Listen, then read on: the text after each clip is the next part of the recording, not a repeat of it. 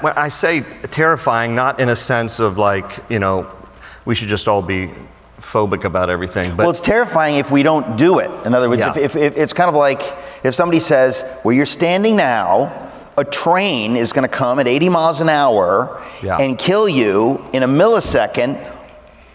All you have to do is move. If you don't move, it's terrifying.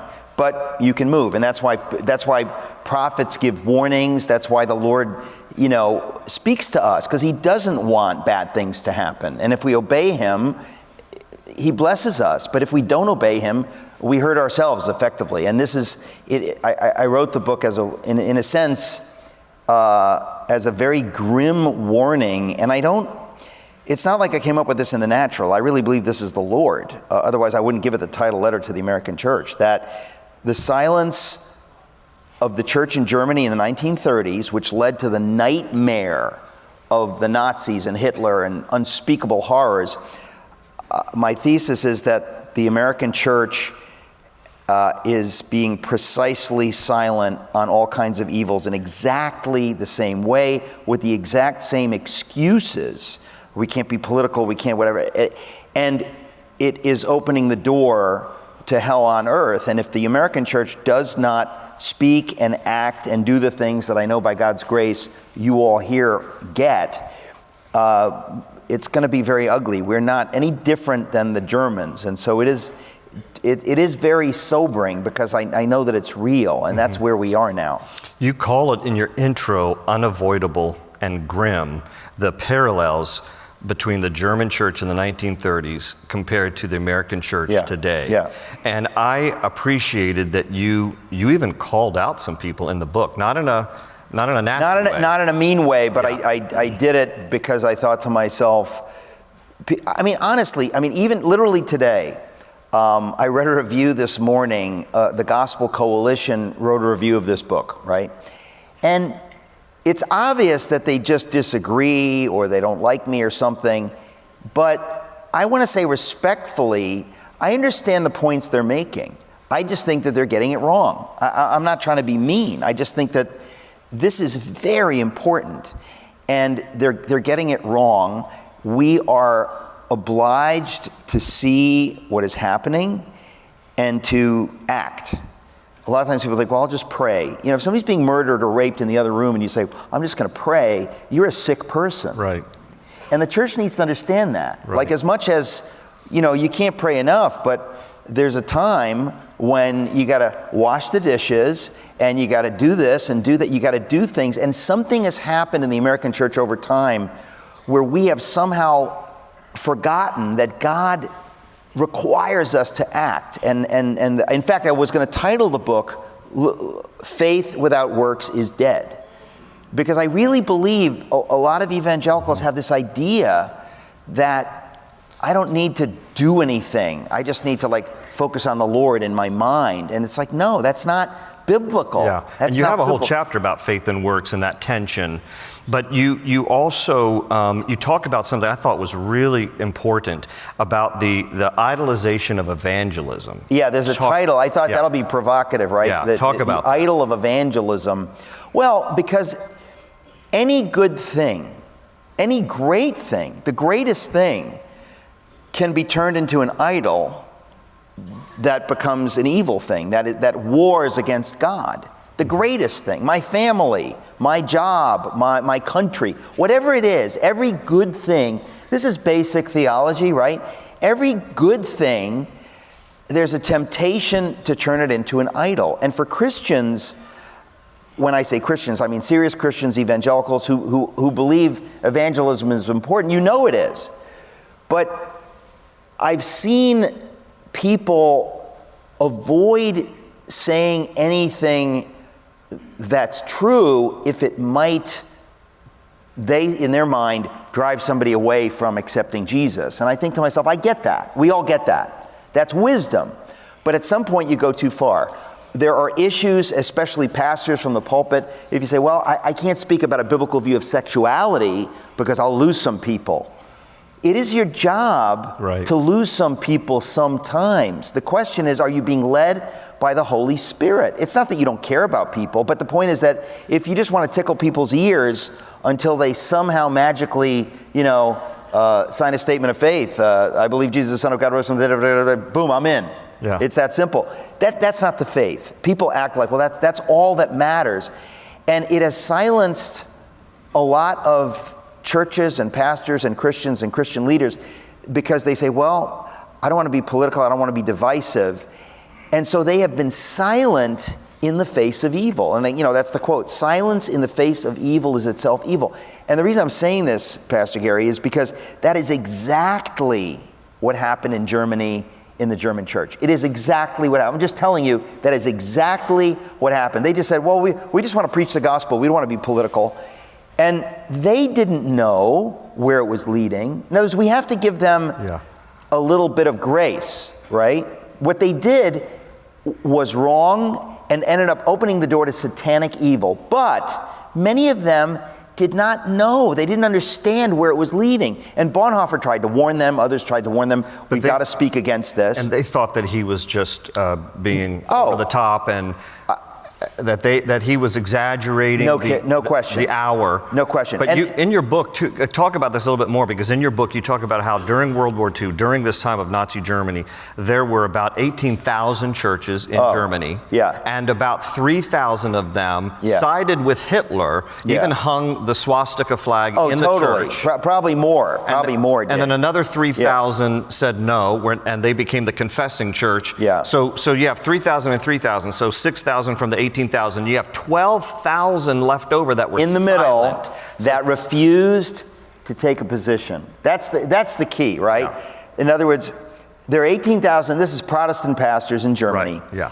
3,000. This is by 1935. In other words, the persecution had already come, and the cancel culture of that day. That if you say the wrong thing, if you don't say Heil Hitler loud enough, if you dare to oppose us, we're going to come after you, right? They wouldn't send the FBI to your door because they didn't have that. They had the Gestapo. Forgive me. But the point is, they get it. I'm ready to defund the FBI. But the point is, they were using the government to threaten people, to bully the churches. So by Hitler comes in 1933. By 1935, 3,000 of the 18,000 pastors were standing strong. Mm-hmm. They said, "We're not going to be intimidated. The Lord is the leader of the church, not Hitler and the Nazis, and not the state." So they stood strong, 3,000. On the other end of the spectrum, by 1935, there were 3,000 Protestant pastors like openly committed to the Nazis and to Hitler, and who were obviously theologically sloppy and didn't have a clue that the Nazis are trying to take over the church. But what kills me is the 12,000 who were in the middle, who basically said, we're going to sit this one out. Yeah. We're not going to say anything. We don't want to get in trouble. We know that the super pro-Nazi people, they're wrong, but we don't want to say anything about it. We don't want to side with these 3,000 maniacs over here who are standing up for the gospel, because we could go to concentration camp, you could lose this, you could lose that, whatever. And I thought to myself, is that not a picture of where we are today? How many prominent names, some I mention in the book, but most I don't. Mm-hmm. How many prominent Christian leaders are silent on any host of issues? Because they say, we don't want to be political, and I thought to myself, what that led to in Germany was unspeakable evil. And the key is, they didn't know where it was leading. We have to be honest. We have to give them grace. They didn't understand that their cowardice or their worldly wisdom, whatever led them to be silent, was leading to hell on earth. They didn't know. And Bonhoeffer tried to get them to see it, others did too, and they refused. And by the time many of them saw it, it was too late. That's the key. It was too late, because the authoritarian regime of the state, the Nazi state, had crushed the church.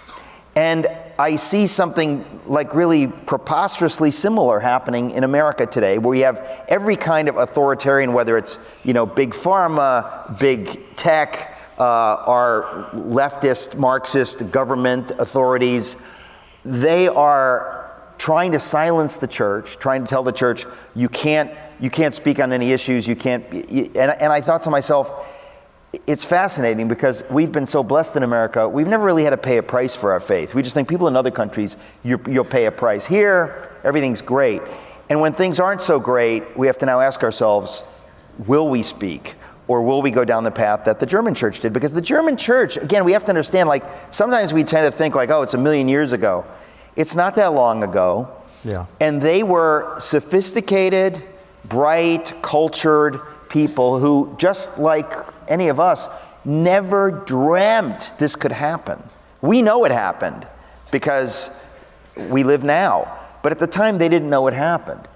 And the parallels that I see to the silence of the church today, to many prominent Christian leaders on any host of subjects, we can touch on them, is just mind-blowing to me. And if the church does not speak and act and push back against the authoritarian government and on every one of these issues, there's no question where we're going. I mean, what we've seen happen in 2 years, did anybody dream that in 2 years we could get here? And it's only the beginning if the church doesn't speak. Let me quote you in the book, and not to call out names for the sake of calling them out, but to just document the slippery slope that we've been on. You do mention about how the Manhattan Declaration, which Chuck Colson. I should explain that briefly. I'll be very brief. Explain the Manhattan Declaration. Chuck Colson saw all this coming.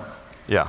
And he, I love Chuck Colson and really just revered him. And he, with Robbie George of Princeton and Timothy George, not related, in Beeson Divinity School, they were the signatories on this document called the Manhattan Declaration, kind of formed after the Barmen Declaration, because they saw in I can't remember, 2006, whatever it was. Actually, I wrote it down. 2009? You said it. Well, eventually, right. But they were trying to get pastors in American churches to sign the Manhattan Declaration because they saw that on issues of religious liberty, on the issue of the unborn, on the issue of sexuality, the culture and the government was beginning to bully the church. That if you don't play ball on this, you're going to be in trouble. So they said we need to sign this Barmen Declaration, this Manhattan Declaration today, and make a pact with all pastors need to make a pact that we will not bow to the state. We're going to preserve the historical Christian faith on issues of sexuality, on the issues of unborn, whatever. We see this coming and we're going to sign this declaration. They had a heck of a time getting people to sign it. Yeah. And some of Chuck Colson's dear friends, who are people that I respect profoundly, on some strange theological reasoning, said, I can't sign it. And so I mention a couple of them. I'll mention them. John MacArthur, John Piper, Alistair Begg. I mean, I respect those guys too. They're good men. They're good men. And they got it wrong. The Manhattan Declaration was only 3 main I mean, it had a lot of words to it, but it was basically, like you said, about life, about the unborn, about marriage, and about religious liberty. It wasn't even, in 2009, seriously controversial topics. It wasn't and they wouldn't sign the MAGA document. Yeah, right. Yeah. No, we weren't there yet. And they wouldn't sign it. And then you even have Andy Stanley just wrote a book called Not In It to Win It. That's more upsetting. It's more upsetting because he's basically saying we should check out. We should sit it out. Again, I want to say good people can get this wrong. Many good German pastors got this wrong. Many good American pastors are getting this wrong. And so I wrote the book trying to reach those who might be reached and to say, look, this is not about demonizing you, but I'm gonna in some sense call you out because you've got to understand what's at stake. And when I sent this manuscript to the publisher, I got a book in the mail from Zondervan, because I guess they consider me an influencer, so they send me free books, and now and again. And it was a book by Pastor Andy Stanley, and the title is Not In It to Win It. And it was basically making the exact opposite argument of the argument I make in this book, saying that we shouldn't be political, basically. And it's wrong on a number of issues, or I should say it's specifically wrong on a number of issues, but it's flat out wrong in the thesis. Because even the idea that, well, we shouldn't be political, you think, where did that idea come from? It is total garbage. On the issue of slavery, you're going to say to somebody, don't be political. Right. In the 1840s and 50s, there were tons of pastors who took that stand. Right. And they said, we don't want to be political. There's a lot of people, there's difference of opinion. It is the role of the Church of Jesus Christ to speak against evil and to speak the truth. That's right. And so the issue of slavery is easy for us. Like, we just think, like, what a satanic abomination.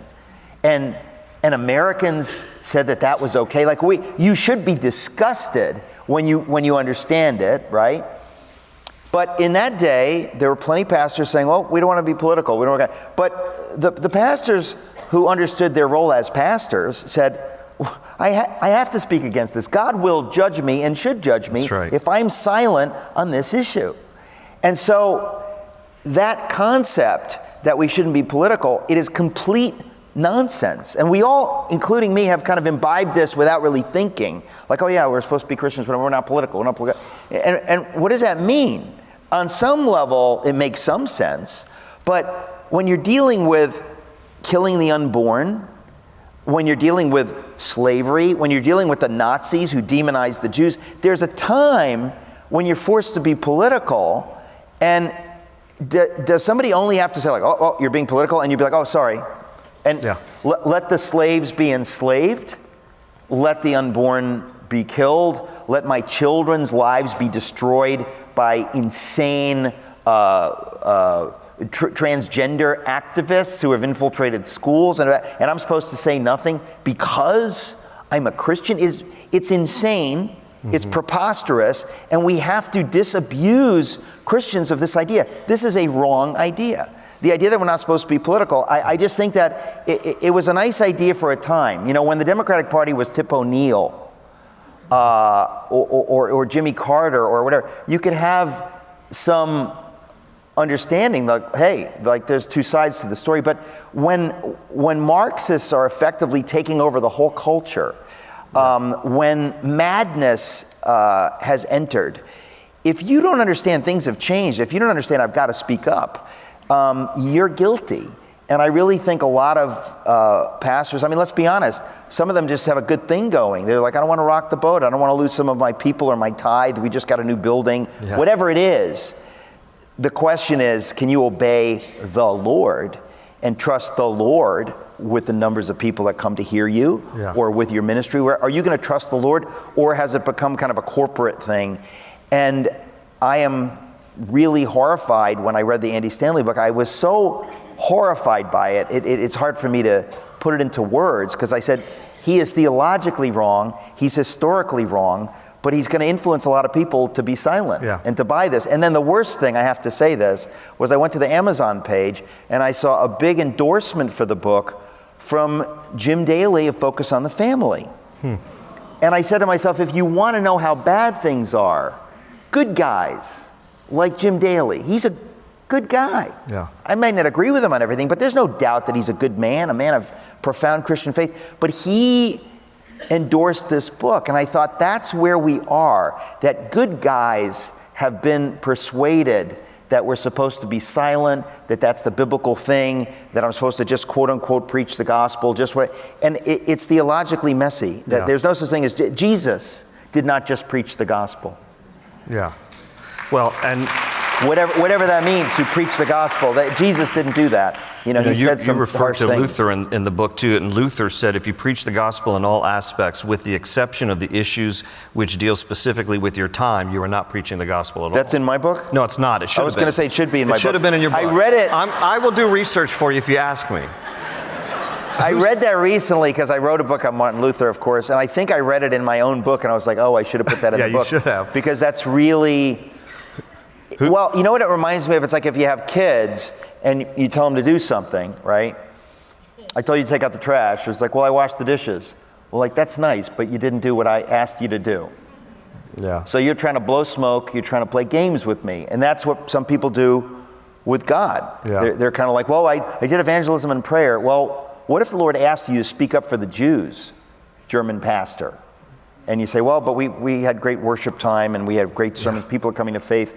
But the Lord asked you to speak up for the Jews and you didn't do that. And that's, to me, the issue, is like we kind of act like I don't have to speak on those issues. And we have to be blunt. The Lord says we're our brother's keepers. So when you're silent on all these issues, people are suffering. I mean, when you're silent on critical race theory, let me just tell you, people of color are suffering because of the lies of critical race theory. Mm-hmm. And if you're a white person, you say, well, I can't talk about that. Why can't you talk about that? If you care about people, you speak truth. Critical race theory is Marxism, mm-hmm. which is based on atheism. It should be rejected just on that. But the point is, like, we're so divided that we act like, well, I can't talk about that, I can't talk about that. And I think if you care about people, you're going to talk about all these things. Because the flag still stands for freedom, and they can't take that